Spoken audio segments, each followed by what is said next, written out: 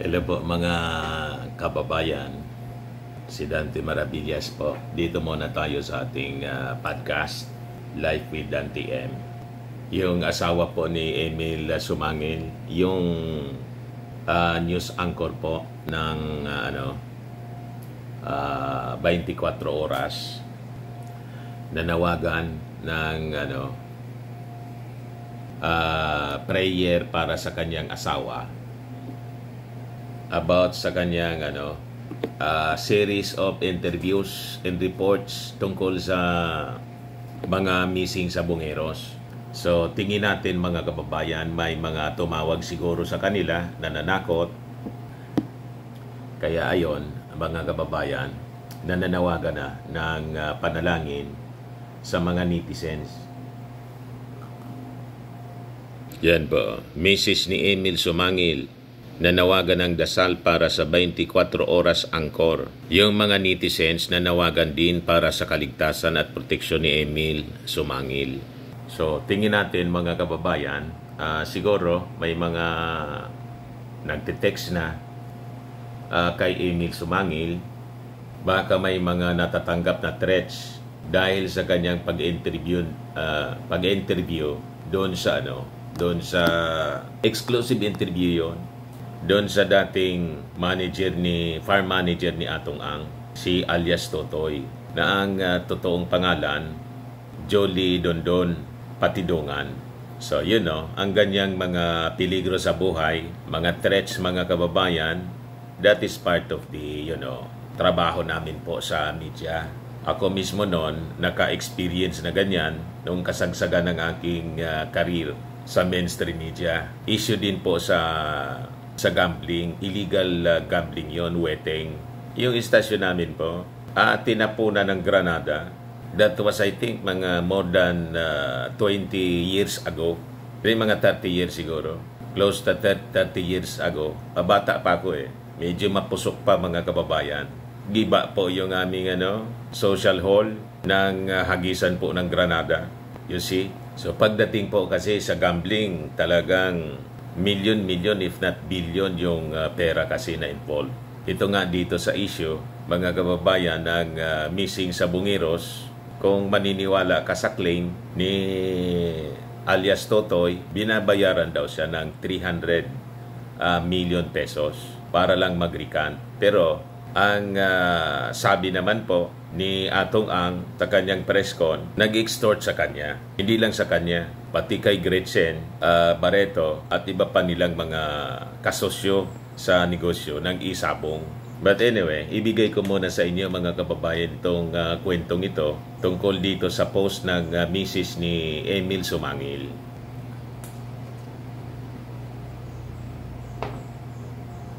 Exclusive kasi niyang na-interview mga kababayan, si alias Totoy. So sabi dito sa report ng PEP, marami ang nababahala sa kaligtasan ngayon ni seasoned broadcast journalist at 24 oras anchor na si Emil Sumangil.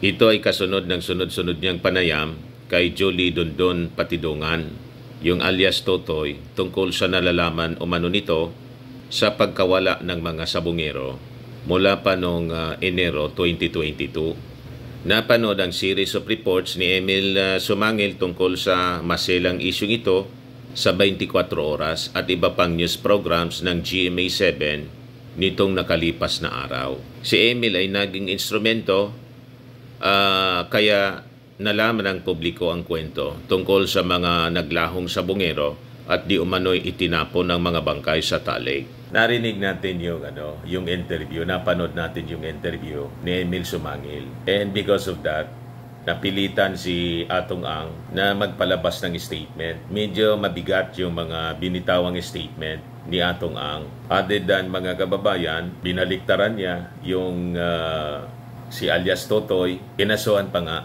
4 na kaso, multiple cases yung final ng mga abogado ni Atong Ang. At sabi ni Atong Ang, hindi niya naging fair yung GMA, referring to the news anchor na si Emil Sumangil, kasi ilabas niya yung balita, yung interview na hindi siya kinunan muna. Hindi kinuha yung kanyang side. Kaya napilitan nga siya po na lumabas at magsalita, siyempre para i-defend yung kanyang sarili.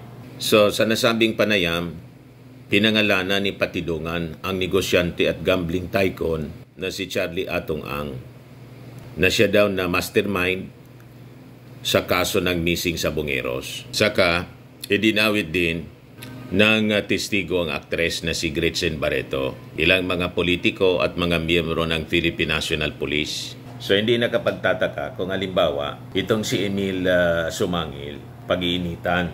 Halimbawa pa, hindi direkta na galing sa kampo ni Atong ang threat o mismong galing sa kanya yung threat, malamang yung iba pang mga, lalo yung mga police, 15 members yata yun or 17 members ng PNP yung sangkot. Siyempre malawak yung influensya at may mga iba pang mga personalities. May sinasabi pa nga po na isang senador, 2 congressman, may vice mayor. Yung isang senador, hindi pa man pinapangalanan officially, hindi din binabanggit pa ni DOJ Secretary Boying Rimulya, pero may hints na po ang ating mga mamamayang Pilipino. May nasa isip na kung sinong senador ito na sinasabi sangkot din dito sa missing sa Bungeros. O ngayon, ito yung sabi dito sa balita. Inaakusa ni Atong Ang daw. Napanood natin yung interview, yung press con. Diritsahang sinabi ni Atong Ang. Hinahanap nga yung taga-GMA for one-sided reporting daw. Yan Atong Ang accuses GMA 7 of one-sided reporting. Sa press conference noong Huwebes, inakusahan niya ng hindi balansing pamamahayag ang GMA Integrated News. So sabi ni Atong Ang, hindi man lang nito kinuha o hiningi ang kanyang panig before na inilabas yung kwento. Bahagi ng pahayag ni Atong, lalo na sa Channel 7, nakikiusap ako sa media, gawin ninyong fair lang. Katulad niyan, hindi naman naririnig yung side namin. Kahapon lang isipin ninyo, biglang inilabas nila na sinusuhulan ko si Dondon. Dapat tinanong muna nila, binabalansi bago sila maglabas. Parang one-sided Dapat kung may ganoong media, kung ako ang tatanungin sa media, may nag-accuse. Dapat yung ina-accuse tanungin muna bago maglabas, both sides ilabas. May punto naman po si Atong Ang. Unless siguro, yan ang fair reporting na tinatawag namin sa mainstream media.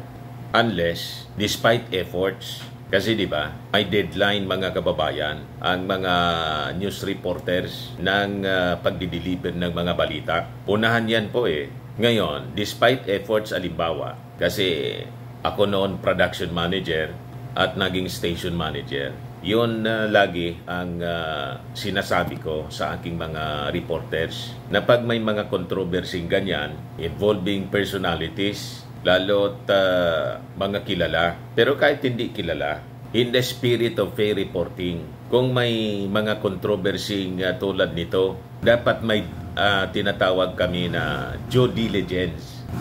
Tawagan, puntahan. But if despite efforts na makontak, hindi nakuha yung site, pwede naman ilabas ang balita with a disclaimer. So ganun lang yan Ipinapaliwanag doon sa mga tao na nag-effort sila na kontakin yung subject o yung involved na tao. Pero as of press time, hindi pa nila nakuha yung side ng inaakusa. Ganun lang yun Then the following day, kung hindi na kaya sa araw na inilabas mismo yung balita, may tao na dapat na naka-assign to get the side. In this case, to get the side ni Atong Ang. Kailan si Atong Ang na mismo? After na ilabas yung series na kwento, Emil Sumangil, hindi na nakatagal si lumabas na siya mismo, si Atong Ang.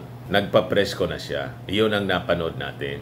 So, kagabi, naglabas ng personal prayer request ang misis ni Emil Sumangil na si Michelle Sumangil para sa kaligtasan ng kanyang asawa. Malamang mga kababayan may threat na sa kanyang buhay. Hindi natin sinasabi ni yung threat galing mismo kay Atong Ang. Baka kasi may mga involved pang ibang tao. Kasi maraming mga sinasabi itong si alias Totoy, nasangkot. Si Atong ang pinangalanan na mismo at saka si Gretchen Barreto. Si Gretchen Barreto po nagsalita na rin through head lawyer na si Atty. Malyonga. Of course, siyempre nagdi-deny din. Pero yung ating mga authorities, siyempre, nagsasagawa ng mga investigation. At itong dalawa, si Atong Ang at saka si Gretchen Barreto, sabi po ni DOJ Secretary, they are considered mga suspects. At may case build up na mga kababayan na ginagawa yung Department of Justice. At siguro, pag naipon na yung mga malalakas na ebidensya laban sa kanila, ipa-file na nila yung kaso. Ganun po yung proseso. But anyway, ang akusado, si Atong Ang, si Gretchen Barreto, they have all the time to defend themselves in court. So, titingnan kung credible ba ang mga sinasabi nitong si alias Totoy. Kasi doon sa final na kaso, sabi ni Atty. Kapunan, ito ba ang taong ito ang paniniwalaan natin na tambak yung mga asunto, may pagpatay, may robbery, kung ano-ano pa. Sabi naman ni Atong Ang, kami naman niya ay hindi mga kriminal.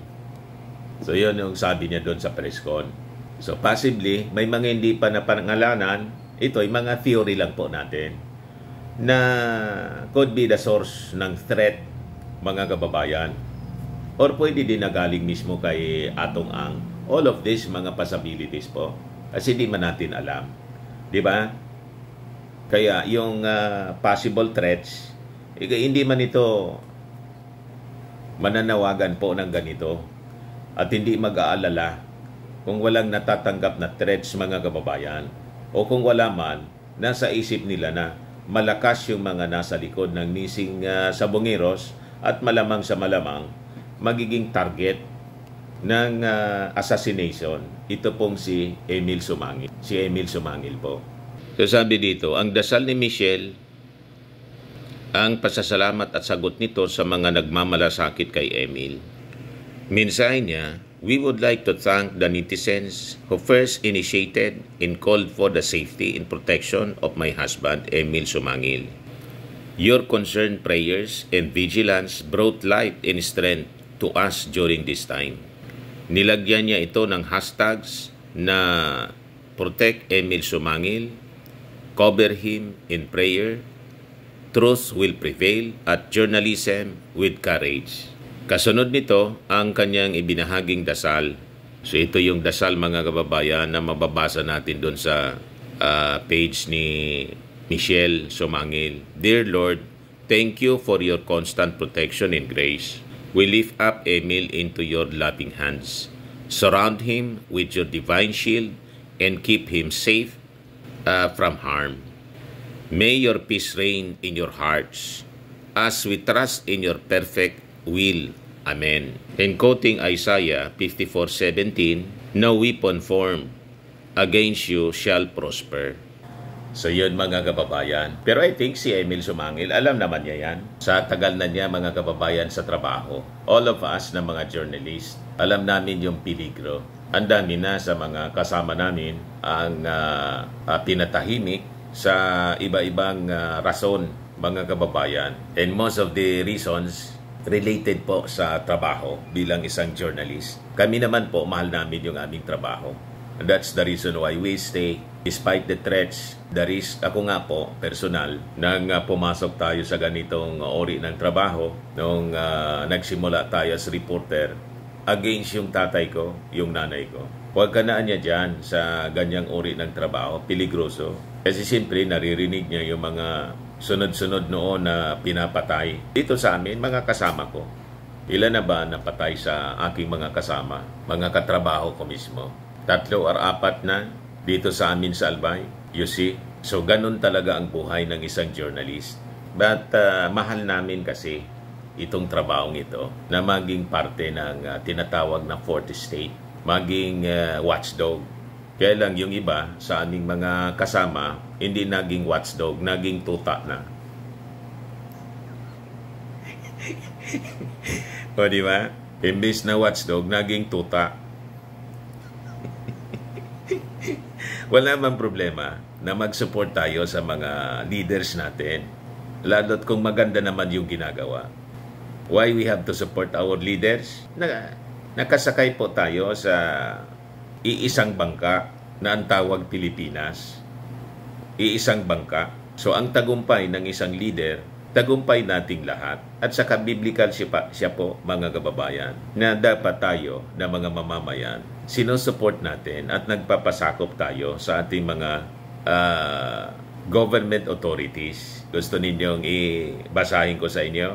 Yan siya, Romans 13, 1-2. Let every soul be subject unto higher powers, for there is no power but of God. The powers that be are ordained of God. Whosoever therefore resisteth the power, resisteth the ordinance of God. And they that resist shall receive to themselves damnation.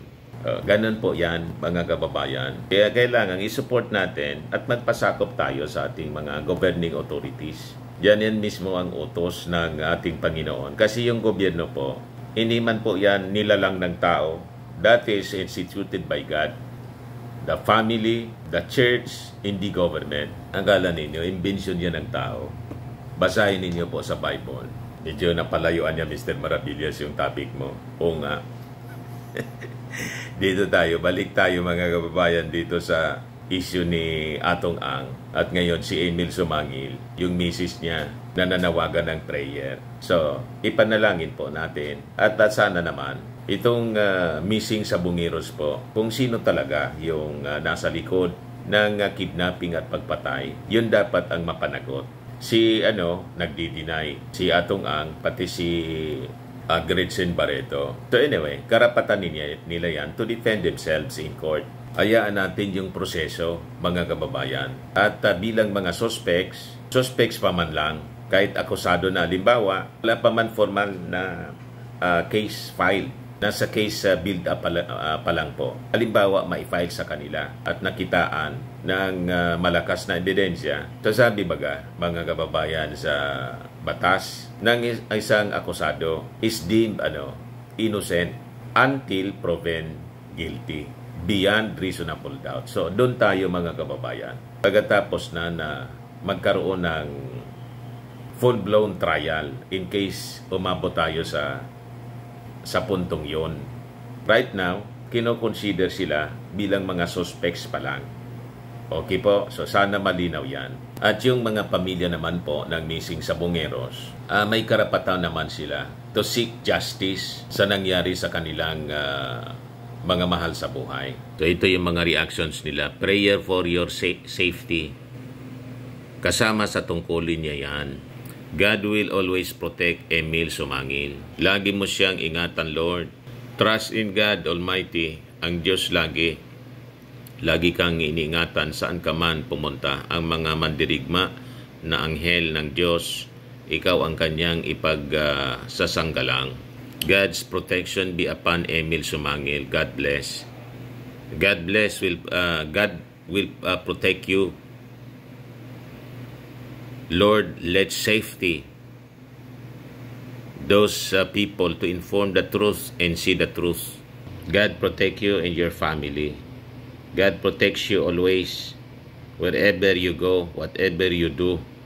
So yan po yung mga reactions ng ating mga netizens. Nag-aalala din sila sa safety ni Emil Sumangil. Ito si Gretchen. Gretchen Barreto denies involvement in missing sa Bungeros. Sabi ng isa pa dito, government, please provide him protection. Ito yung sabi ni Justice Secretary Remulla. Si Gretchen Barreto at si Atong Ang will be included in the list of suspects and formal cases will be filed against them soon. Because they were named, then we will have to include them as suspects, sabi po ni Remulla. Madaling sabi, base sa mga nakakalap nilang mga information, mga na-interview siguro nila, na yung iba siguro nag-execute na ng affidavit, malakas yung ebidensya na dawit po si Atong Ang at saka po si Gretchen Barreto. Iyan sa pananaw ng Department of Justice. Ito yung nanay ng isa sa mga missing sa Bungeros. Tanggap po namin na wala na yung anak namin. Kahit buto na lang po ng anak namin, makita namin, sabi ni Maricel Ramos. Ito ang panawagan ni Maricel Ramos para simulan na ang search operations para sa mga nawawalang sabongero na sabi nilibing sa Taal Lake. 15 pala, mga kababayan, yung polis na dawit. Pero nasa restricted custody na para hindi na po sila makagawa ng anumang illegal. Ayan po yung mga families ng mga missing sabongeros. Sabongeros, kin, atong being tagged, no surprise. Sabi po nila. Hindi na daw sila nagtaka. Hindi na sila nabigla ng pangalanan si Atong Ang. Saka si Gretchen Barreto. Sabi ni Robert Ong, who's really the bad guy? The boss? Or the rich? Or the employee, the poor guy? Referring to alias Totoy. Sabi ni Hermie FC, the media must stood their grounds for truth and justice. Sabi ni Ariel, I hope the victims' families will stand firm on the cases against Atong Ang, and even if they will be offered financial help from him, they should not succumb to such offers. Otherwise, every rich man can just buy their way out of prison. Sabi ni Tarlet Ong Maribay, we will be following and watching any kind of legit news regarding these issues in God's guidance and protection to all witnesses that will come out because they no longer bear pagpapakonsensya ng kanilang puso at isipan. Si God help them. Amen. So, kahapon pala, itong mga kapamilya ng missing sabongeros pumunta mismo sa opisina ni DOJ Secretary Boying Rimulya. Ayan po siya. Sabi dyan, mournful families, although the pain of uncertainty about the fate of their loved ones is still etched on their faces, relatives of missing cockfighting aficionados are hopeful that the new information will take them closer to the truth during the visit to the Department of Justice kahapon po. Kaya sabi ng mga kapamilya, nadinig na daw nila noong mga araw that Ang and Barreto were allegedly involved in the disappearance of sabongeros but did not specify what roles they played. We had been hearing about things like that even before my son was kidnapped. We had already heard that such things were happening, sabi po ni Carmen Malaca, mother ni Edgar Malaca, who was never heard from since he disappeared noong January 2022. Pero hindi ko iniisip na yung mga kwentong yan ay totoo. Nagpapasalamat na lang siya na after several years, nagkaroon na ng pag-asa na malaman kung ano talaga nangyari sa kanyang anak. Yung ating Pangulong Bongbong Marcos issued an executive order in December 2022 to keep isabong operation suspended nationwide. So, grabe po. Una yung Pogo, punong-puno ng mga krimen. Tapos yung isabong ngayon. Matindi po talaga. Yung mga naganap nung mga nakaraang taon. You see? So, pasalamat na lang tayo na mayroon tayo na gobyerno ngayon na gustong itama yung mga mali. Ito yung sabi ni Jolie Patidongan. Halos 24 oras silang magkasama ni Atong Ang. Ibig sabihin, hindi siya kasali.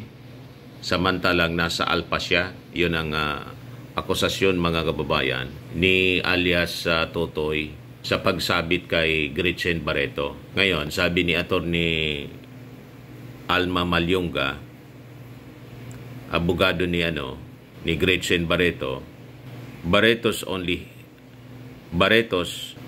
only heard about and has no relevant knowledge concerning the disappearances. Wala siyang participation sa pag-operate ng sabungan.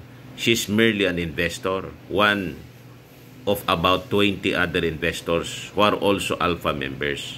Yan yung kanyang rebuttal, mga kababayan. So that's it, mga kababayan. Subaybayan na lang natin po itong mga kaganapang ito sa buhay nitong mga known personalities. Kung hindi pa po kayo nakasubscribe dito sa ating bagong channel, Life with Dan TN, click subscribe po and share ninyo ng ating mga kwento rito para mapulutan natin ng aral. Yung mga mali, hindi na natin dapat gawin kasi nga mali. At yung mga magaganda, yun ang atin pong gayahin. Ganon lang po para maiwas po ang ating buhay sa gulo, sa mga problema. Tulad nitong ating mga kinikwento sa inyo. So, lagi po nating tatandaan sa ating buhay, you become what you believe. Ako po si Dante Maravillas. Bye-bye po. God bless.